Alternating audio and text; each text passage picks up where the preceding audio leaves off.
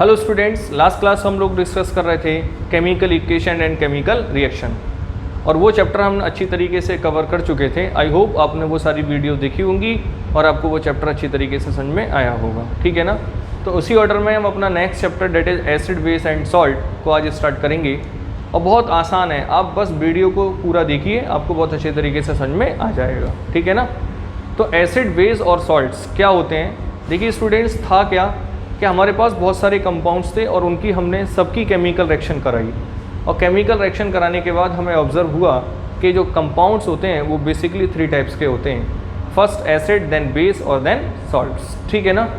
तो अब हम इस चैप्टर के अंदर तीनों ही compound that is acid, base और सॉल्ट्स को 1 बाई 1 डिस्कस करेंगे, और वहाँ हम देखेंगे कि उनकी क्या प्रॉपर्टीज़ होती हैं और उनकी क्या केमिकल रिएक्शन होती हैं और वो उनके क्या यूजेस होते हैं, ठीक है ना। तो हम फर्स्ट टॉपिक स्टार्ट करेंगे डेट इज एसिड। देखिए थोड़ा सा मैंने इंट्रोडक्शन टाइप लिख दिया है कि on the basis of chemical properties, on the basis of chemical properties all the compound can be classified in 3 groups, first acid, base and salts, ठीक है ना। तो ये तो खैर जनरल बात थी। अब हम फर्स्ट टॉपिक स्टार्ट करेंगे डेट इज एसिड। तो देखिए स्टूडेंट्स, एसिड क्या होते हैं, बेसिकली आपने 9th और 8th क्लास में पढ़ा होगा, थोड़ा बहुत आइडिया तो होगा कि हम लोग पढ़ते थे कि acid are the sour taste, कि एसिड का जो टेस्ट होता है वो सोर होता है, मतलब खट्टा होता है। देखिए आप जनरली पानी पूरी खाते होगे, मुंह में पानी आ गया होगा, गोलगप्पे जैसा बोलते हैं। तो जो अच्छी शॉप्स होती हैं, खैर वो तो उस पानी का जो टेस्ट है खट्टा है वो मतलब नींबू वगैरह डाल के कर लेते होंगे, बट जो लोअर होते हैं वो क्या करते हैं कि उस पानी में अगर हार्डली मतलब 5-6 ड्रॉप्स अगर वो एसिड की डाल देते हैं तो वो पूरा पानी खट्टा हो जाता है, सोर हो जाता है, ठीक है ना।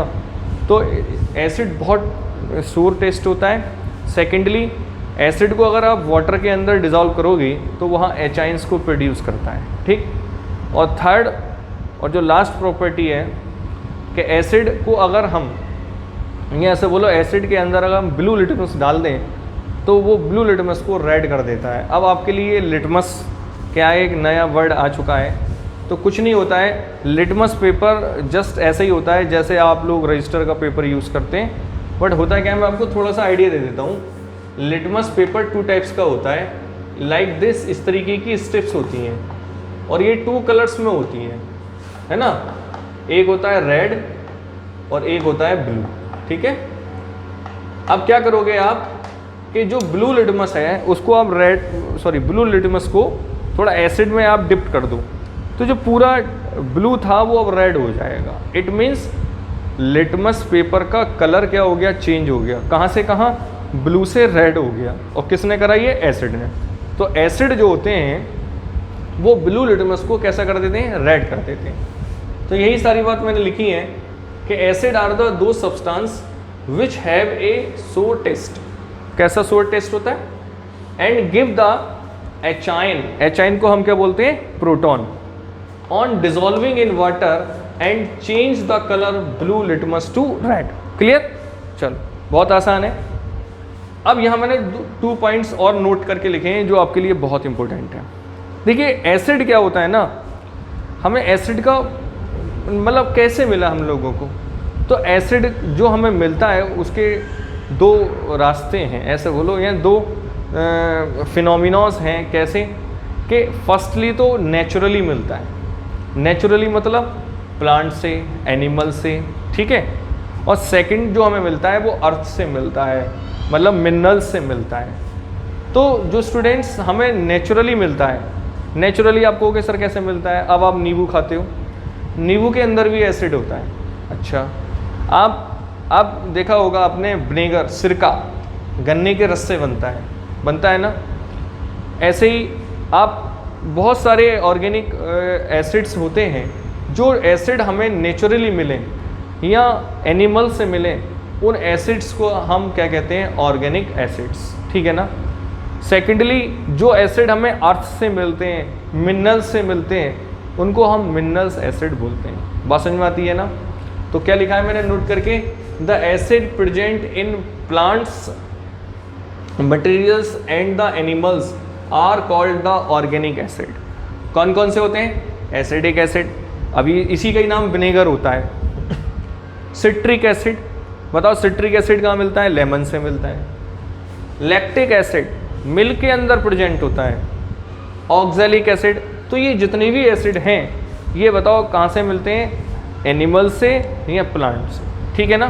चलो, और वो एसिड जो हमें बताओ कहाँ से मिले? अर्थ से, यानी मिनरल्स से मिले, उन एसिड को हम क्या कहते हैं? बताओ क्या कहते हैं? Minerals acid. और क्या होगा देखो, the acid prepared from the minerals of the earth are called minerals acid. For example, hydrochloric acid, sulfuric acid and nitric acid. तो एक हल्का सा इंट्रोडक्शन है ये। अब हम नेक्स्ट टॉपिक डिस्कस करेंगे कि टाइप्स ऑफ एसिड। तो बेसिकली स्टूडेंट्स, एसिड 2 टाइप्स के होते हैं, एक स्ट्रॉन्ग एसिड और एक वीक एसिड, ठीक है ना। तो बस अभी आगे मैं थ्योरी भी लिखने वाला हूँ, थोड़ा सा आइडिया भी दे देता हूँ। तो जो भी ऑर्गेनिक एसिड होते हैं, ये कौन से एसिड थे बताओ? Organic acid. तो जितने भी ऑर्गेनिक एसिड होते हैं वो वीक एसिड होते हैं, और जितने भी मिनरल्स एसिड होते हैं, मिनरल्स एसिड का मीनिंग जो हमें अर्थ से मिले हैं, उन सबको हम क्या कहते हैं बताओ? स्ट्रॉन्ग एसिड कहते हैं, ठीक है ना। तो फर्स्टली एक बार आप इसको कॉपी करिए, फिर मैं आगे की भी थ्योरी लिख देता हूँ। आओ बात करते हैं अब टाइप्स ऑफ एसिड। देखिए स्टूडेंट्स, जैसे भी मैंने आपको थोड़ी देर पहले बताया कि एसिड बेसिकली 2 टाइप्स के होते हैं, first strong acid, another week acid. और अभी हम थोड़ी देर पहले ये पढ़े थे कि एसिड का जो हम एसिड जहाँ से लेते हैं, या एसिड का जो फॉर्मेशन है वो बेसिकली 2 टाइप से था, एक मिनरल्स एसिड थे और दूसरे ऑर्गेनिक एसिड थे। तो जितने भी ऑर्गेनिक एसिड होंगे वो सब वीक एसिड की कैटेगरी में जाते हैं, और जबकि जो मिनरल्स एसिड होते हैं वो स्ट्रॉन्ग एसिड की कैटेगरी में जाते हैं। तो हमने किस बिहेव पर हमने ये कहा कि ये एसिड स्ट्रॉन्ग है या ये वीक है? तो उसका एक ही प्रोसेस था, वो था डाइल्यूशन। क्या मीनिंग है कि जब भी किसी एसिड को अगर हमने वाटर में डिज़ोल्व करा और वो कम्प्लीटली अपने आयनों में ब्रेक हो गया, कम्प्लीटली 100% आयनाइज्ड हो गया, तो ऐसे एसिड स्ट्रॉन्ग कहलाते हैं, और जो कम आयनाइज्ड होते हैं उनको हम वीक एसिड कहते हैं। क्या मीनिंग है जरा आप देखते हैं।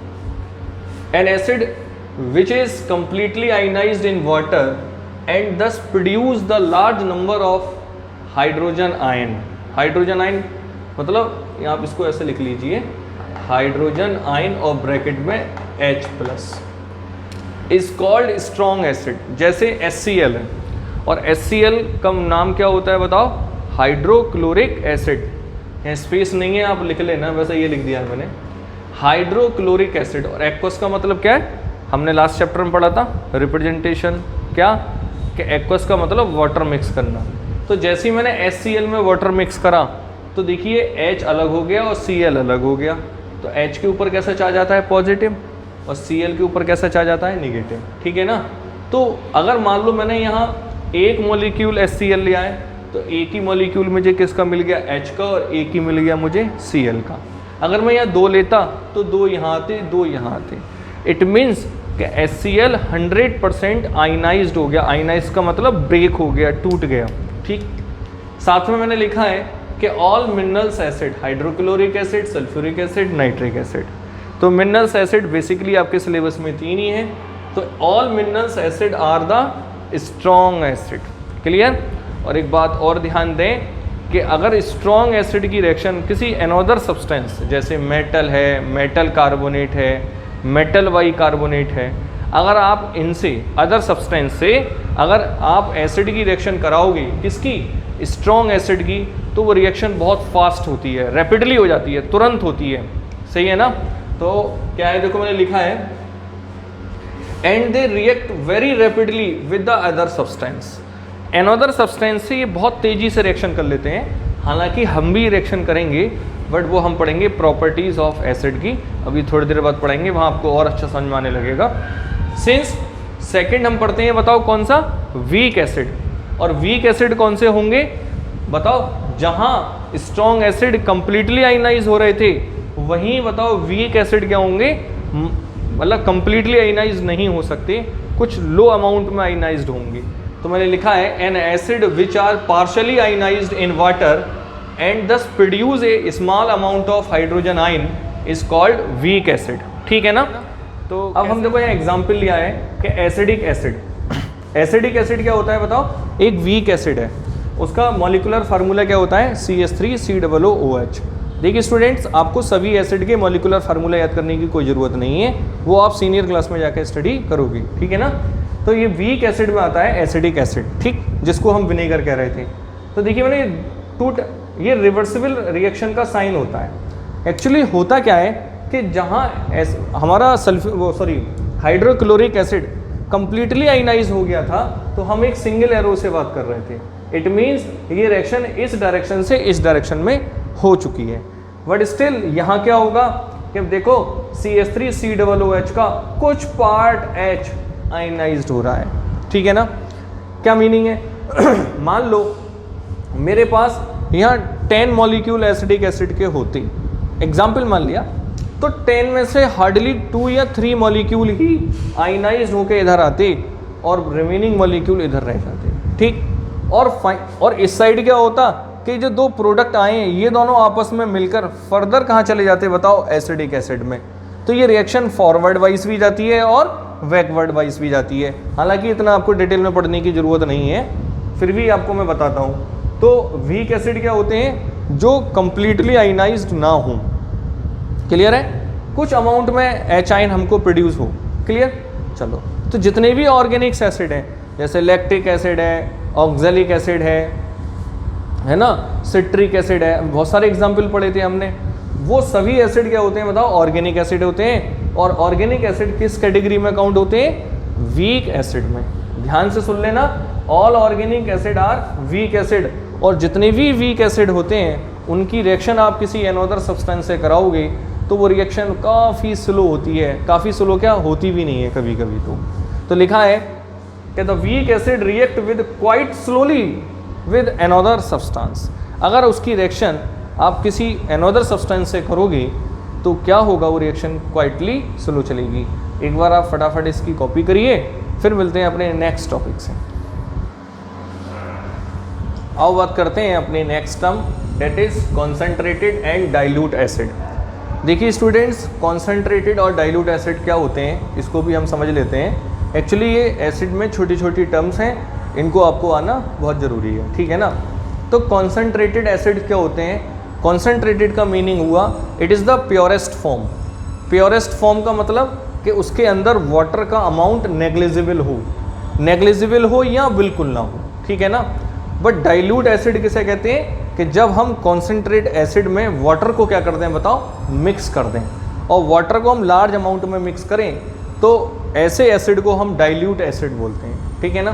तो क्या लिखा है मैंने, एक concentrated acid is one which contain the minimum possible amount of water, जिसके अंदर वाटर का अमाउंट क्या हो, कम से कम, मिनिमम हो, ठीक है ना।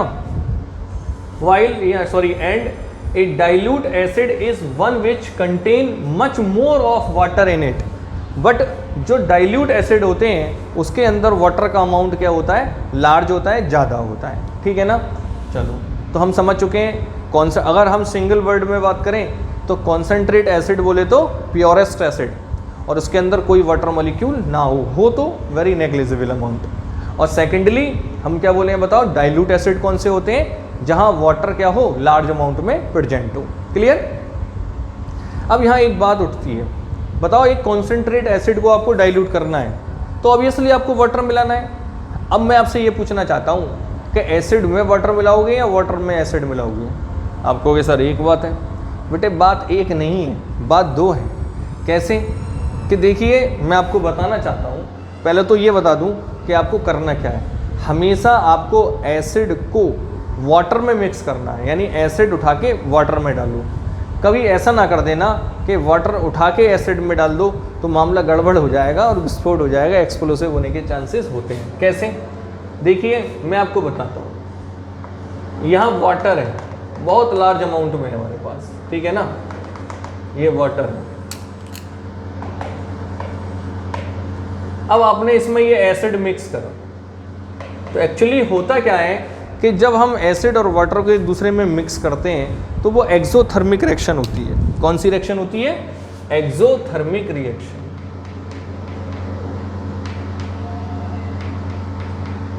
और एक्सोथर्मिक रिएक्शन कौन सी होती है, हम लास्ट चैप्टर में पढ़े, जब हीट इवॉल्व हो। तो होता क्या है कि जैसे ही हमने एसिड को इसके अंदर मिक्स करा तो यहाँ से क्या हुआ बताओ, हीट इवॉल्व हुई, और वो हीट इवॉल्व जो होती है वो वाटर के अंदर ही क्या हो जाती है, एब्जॉर्ब कर ली जाती है, क्योंकि वाटर एक गुड सोर्स होता है एनर्जी को एब्जॉर्ब करने का। बात समझ में आ रही है। बट अगर यही काम उल्टा कर दो आप, जगह नहीं है यहाँ कर दूँ उल्टा, कि आप यहाँ लार्ज अमाउंट में एसिड ले लो और अब इसके अंदर वाटर मिक्स करो आप, तो क्या होगा, जैसे ही आप थोड़ा सा, ऐसा नहीं एक बार में डाल देते हैं, थोड़ा थोड़ा डालते हैं, तो जैसे ही आप इसके अंदर वाटर डालोगे तो यहाँ हीट इवॉल्व होगी, बट उस हीट को एब्जॉर्ब करने के लिए कोई है ही नहीं, एसिड तो हीट को एब्जॉर्ब कर नहीं पाएगा, तो क्या होता है वहाँ एक्सप्लोसिव होने के चांस हो जाते हैं, चांस नहीं हो ही जाता है। तो स्टूडेंट्स भूल के एक गलती ना करना कि आप एसिड में वाटर को मिक्स मत कर देना, ये बहुत बड़ी मिस्टेक होती है। हमेशा एसिड को वाटर में मिक्स कराया जाता है। बात समझ में आ रही है। तो इसी पॉइंट पर हमने ये सेकंड पॉइंट आपके लिए लिखा है कि the dilution of a concentrate acid should always be done by the adding concentrate acid to water gradually with stirring and not adding water to concentrate acid. बात समझ में आ रही है। कभी भी एसिड के अंदर वाटर मिक्स मत कर देना, बहुत इंपॉर्टेंट है। चलो, और थर्ड और लास्ट पॉइंट क्या है, जरा इसको भी सुन लीजिए। बताओ, मैं आपसे एक बात पूछना चाहता हूँ कि जब हम एसिड में वाटर मिक्स करेंगे, लगातार वाटर मिक्स करेंगे, तो एचाइन की कॉन्सेंट्रेशन इंक्रीज होगी या डिक्रीज होगी? डिक्रीज होगी। क्या होगी? डिक्रीज। आया हुआ क्वेश्चन है, कैसे इसको जगह इसको रख कर लेते हैं तो समझ में आ चुका होगा। यहाँ देख लो एक बार आप, दो फिगर है ये। चलो मैं ये कहता हूं मेरे पास एक एसिड था और उसके अंदर 100 एचाइन थी। क्लियर? अब आपने क्या करा, और ये इसका वॉल्यूम जो था वो 1 लीटर था, आपने 1 लीटर इसमें वाटर और ऐड कर दिया, तो फाइनली 2 लीटर हो गया। 2 लीटर होने से क्या इसका एचाइन बढ़ जाएगा? नहीं बढ़ सकता। वही एचाइन जितना था वो तो उसके अंदर आ चुका है, तो अब भी इसके अंदर कितने 100 एचाइन रह गए। तो सेंस मैं लिखूंगा कि 2 लीटर कंटेन करते हैं 100 एचाइन। तो बताओ 1 लीटर कितना करेंगे? 100/2 डेट इज 50 एचाइन। तो बताओ, अब ध्यान से देखें, अब 1 लीटर में कितने एचाइन्स आ रहे हैं बताओ? 50। और इनिशियली कितने थे 1 लीटर में बताओ? 100। तो जैसे जैसे आप डाइल्यूशन करोगे तो वाटर के अंदर पर यूनिट वॉल्यूम, बहुत इंपॉर्टेंट वर्ड है, पर यूनिट वॉल्यूम का मतलब 1 लीटर वॉल्यूम के अंदर, ठीक है ना, एचाइन की कॉन्सेंट्रेशन क्या होती रहेगी? कम होती रहेगी। क्या है कि when the concentrated acid is dilute by the mixing water then the concentration of hydrogen ion that is H-ion per unit volume are decrease. Clear? तो स्टूडेंट्स ये एक छोटी सी टर्म भी हमने कंप्लीट करी। आओ अब बात करेंगे next topic, that is properties of acid। ठीक है ना? तो एक बार आप इसकी अच्छी तरीके से कॉपी करो। आओ बात करते हैं प्रॉपर्टीज ऑफ एसिड, कि एसिड की क्या क्या प्रॉपर्टीज होंगी। तो देखिए स्टूडेंट्स, फर्स्ट प्रॉपर्टी तो आप जानते ही हैं कि acid have the shortest, definition में पढ़ चुके हैं। सेकंड भी आप जानते हैं कि acid turns the blue litmus to red. Clear? ये भी आप जानते ही हैं। ये थर्ड थोड़ा सा आपको जानना जरूरी है, acid solution conduct the electricity. देखिए अगर वाटर है और वाटर में इलेक्ट्रिक करंट फ्लो बहुत माइल्ड होता है, हो जाता है, बट अगर आप उसके अंदर एसिड डाल दो तो वो सॉल्यूशन एसिडिक सॉल्यूशन हो जाएगा और उसके अंदर इलेक्ट्रिक करंट क्या होगा? बहुत फास्टली फ्लो होगी। तो ऐसा क्यों होता है? क्योंकि उसके अंदर फ्री एचाइंस आ जाते हैं। क्या आ जाते हैं? Free H ions, due to free एचाइंस।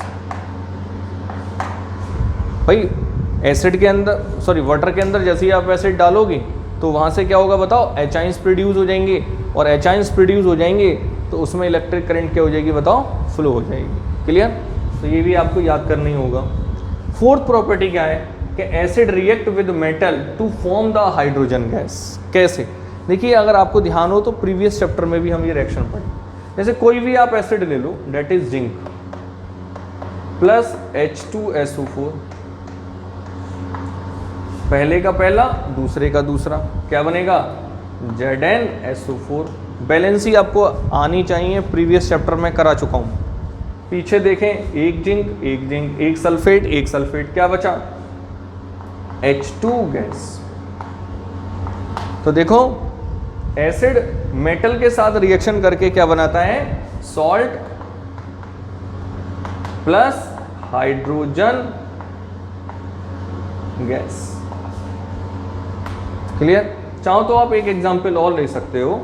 Sodium की रिएक्शन आप HCl से करा लो, पहले का पहला दूसरे का, ये एग्जांपल फर्स्ट हो जाएगा, ये एग्जांपल सेकंड हो जाएगा। पहले का पहला दूसरे का दूसरा, क्या बनेगा बताओ? NaCl, सब कुछ सेम। क्या बचा? Hydrogen 1/2H2। चाहो तो आप पूरी रिएक्शन को 2 से मल्टीप्लाई कर लोगे तो ये 1/2 हट जाएगा। तो सेंस एसिड की क्या प्रॉपर्टी रही बताओ? कि एसिड मेटल के साथ रिएक्शन करके हाइड्रोजन गैस को इवॉल्व करता है। और ध्यान हो तो मैंने आपको लास्ट चैप्टर में भी बताया था प्रीवियस में कि एसिड की रिएक्शन जब भी मेटल से करते हो हाइड्रोजन गैस तो इवॉल्व होती है, but this reaction is exothermic reaction. बस पीछे का रिवाइज करा रहा हूं कि इसका मतलब क्या है कि साथ ही साथ हीट भी इवॉल्व होती है। ठीक है ना? तो एक बार आप फटाफट इसको कॉपी करिए। चलो, हो गया होगा।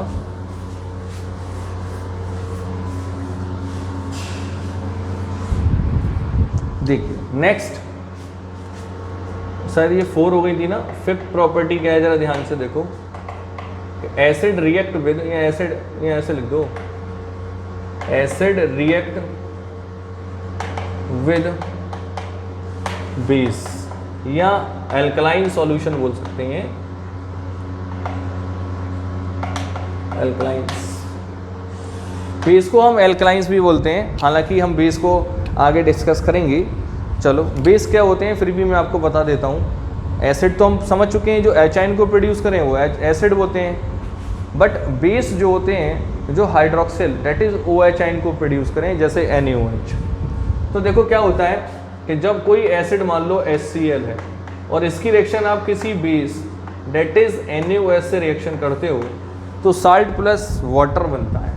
तो देखो कैसे, NaCl सॉल्ट बनेगा, OH और H मिलकर वाटर बना देगा, that is NaCl plus water. इसका नाम क्या हुआ बताओ? Sodium chloride. Sodium chloride. और इसको क्या बोलते हैं? Sodium hydroxide. और ये तो आप जानते ही हैं, हाइड्रोक्लोरिक एसिड। क्लियर? तो स्टूडेंट्स एक बात और, जब भी एसिड और बेस आपस में रिएक्शन करते हैं तो ऐसी रिएक्शन को हम न्यूट्रलाइजेशन रिएक्शन कहते हैं। तो चाहो लिख सकते हो, when acid and base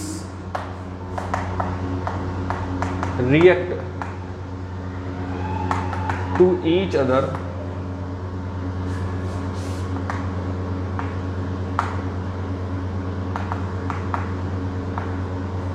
are called क्या? न्यूट्रलाइजेशन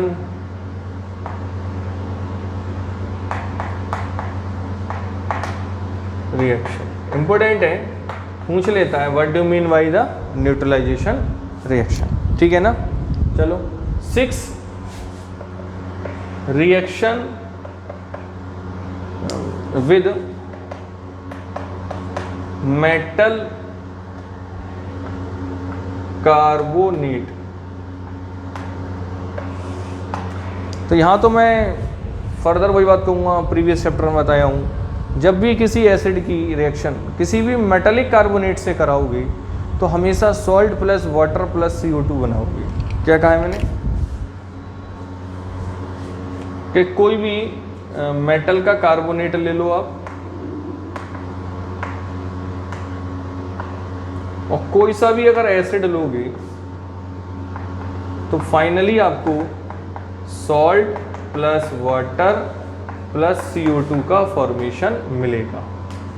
एग्जाम्पल ले लेते हैं, जैसे मान लो हमने सोडियम कार्बोनेट ले लिया और इसकी रिएक्शन मैंने HCl से कराई, तो देखो पहले का पहला दूसरे का दूसरा NaCl, पीछे देखो 2 सोडियम है 2 करने पड़ेंगे, बताओ Cl कितने हो गए 2 करने पड़ेंगे, बताओ सॉल्ट को बैलेंस कर लो, बताओ हो गया नहीं हो गया भाई, 2 सोडियम 2 सोडियम 2 क्लोरीन 2 क्लोरीन, बस अब तो आप आगे सीधा वाटर प्लस CO2 लिख दीजिए। क्लियर? चलो तो देखिए और भी रिएक्शन हो सकती हैं, ऐसा नहीं है, चलो मैं और भी करा देता हूँ। चलो जिंक कार्बोनेट ले लो ZnCO3, फर्दर यहाँ पर चलो अब H2SO4 ले लो, तो पहले का पहला दूसरे का दूसरा डेट इज ZnSO4। देखिए सब कुछ बराबर है, एक जिंक है एक जिंक है, एक सल्फेट है एक सल्फेट है। जब सॉल्ट बैलेंस हो जाए तो बस वाटर प्लस CO2 अपनी तरफ से लिख दीजिए। क्लियर?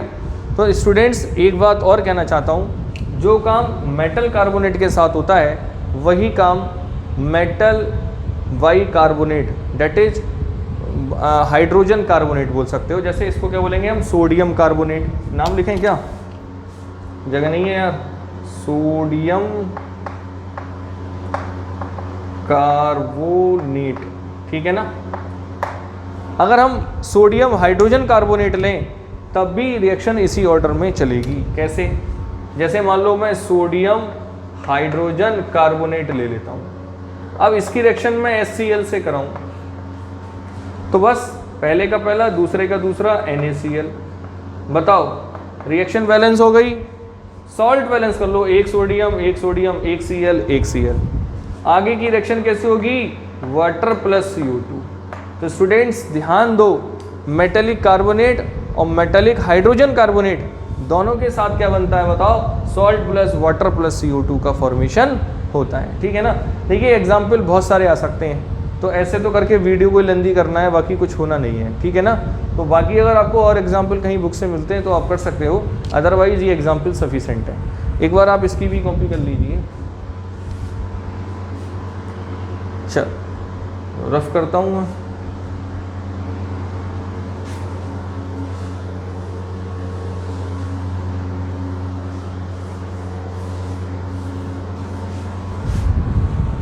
नेक्स्ट है,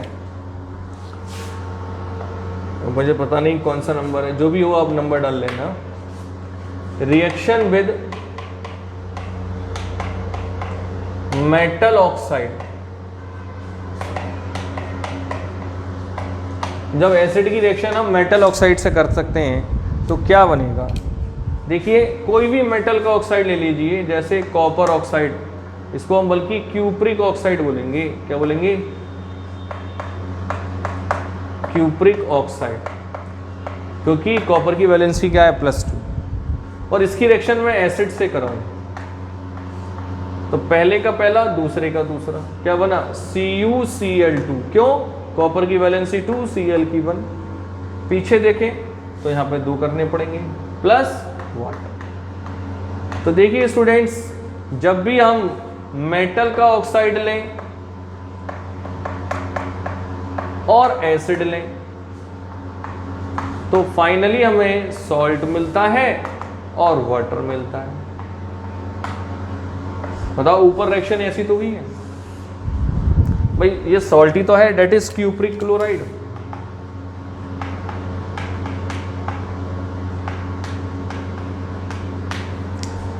क्लियर? ऐसा क्यों हुआ मैं तुम्हें बता देता हूं। जो मेटल का ऑक्साइड होता है वो एक्चुअली बेसिक नेचर रखता है। कैसा नेचर रखता है? Basic nature. ठीक है ना। तो इसका मतलब ये हुआ कि कायदे में एक बेस ही है, तो acid plus base, salt plus water. ठीक। तो हमेशा ध्यान रखो, जो मेटल का ऑक्साइड होता है वो कैसा नेचर रखता है? बेसिक। अगर मैं यहीं पे नॉन मेटल का ऑक्साइड दे दूं तो, अगर नॉन मेटल का ऑक्साइड मिल जाए तो वो नेचर कैसा रखता है बताओ, एसिडिक। कैसा रखता है, एसिडिक। तो सिंस अगर हम नॉन मेटल की रिएक्शन एसिड से करें तो क्या हो सकती है, बिल्कुल नहीं हो सकती। क्यों नहीं हो सकती, क्योंकि उसका नेचर उस समय कैसा हो जाएगा, एसिडिक। तो दो एसिड आपस में रिएक्ट नहीं कर सकते, ठीक। तो बड़े ध्यान से इन रिएक्शनों को करें। तो एक बार आप इसको फटाफट कॉपी कर लीजिए, मिलते हैं फिर नेक्स्ट।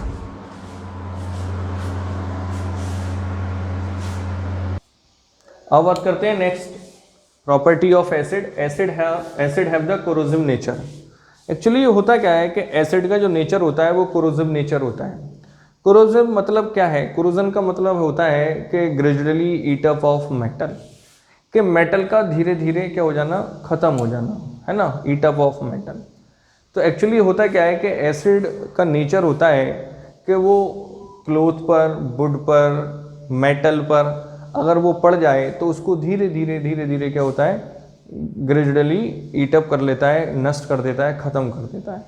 तो वही बात मैंने यहाँ पे लिखी है कि द मिनरल्स एसिड, हाँ ये काम केवल मिनरल्स एसिड करता है, it means strong acid. The minerals acid causes several on the skin and attack on eat up materials like cloth, would, metals and the stone work. Stone work मतलब जितना भी stone का work होता है, actually उसके अंदर क्या होता है ना, कार्बोनेट होता है। और अभी हमने देखा था कि एसिड कार्बोनेट से रिएक्शन करके salt plus water plus CO2 बना देता है। इट मीन्स वो कार्बोनेट को भी डिस्ट्रॉय कर सकता है। So they are said to be corrosive, ठीक है ना। तो एसिड का क्या नेचर देखा हमने कि क्लोथ है, मेटल है, वुड है, स्टोन वर्क है, इनको सबको धीरे धीरे क्या कर देता है, कोरोजन कर देता है, ठीक। और सेंस इसीलिए हम क्या होता है कि एसिड का स्टोरेज हम मेटल के वेसल्स में नहीं करते। क्यों, कि अगर आपने एसिड को मेटल के वेसल्स में स्टोरेज कर लिया तो वेसल भी क्या होगा, धीरे धीरे क्या हो जाएगा, कोरोसिव हो जाएगा, ठीक है ना। तो स्टूडेंट्स यही रीज़न होता है कि अगर हम लेबोरेटरीज में देखें तो एसिड को हम ग्लास बोटल्स के अंदर स्टोरेज करते हैं, है ना, या अगर बड़े लार्ज अमाउंट पर रखना हो तो प्लास्टिक की कैंस वगैरह आती हैं, हम उसमें रखते हैं, ठीक। तो ये लिखा है कि acid never storage in the metal container, they gradually corrode and eat up, ठीक। तो इस तरीके से हम क्या हुआ बताओ कि एसिड की जितनी भी हम केमिकल और फिजिकल प्रॉपर्टी थी वो हम सब लोग क्या बताओ कवर कर चुके हैं, ठीक है ना। एक बार आप इसको कॉपी करिए, मिलते हैं फिर नेक्स्ट टॉपिक से।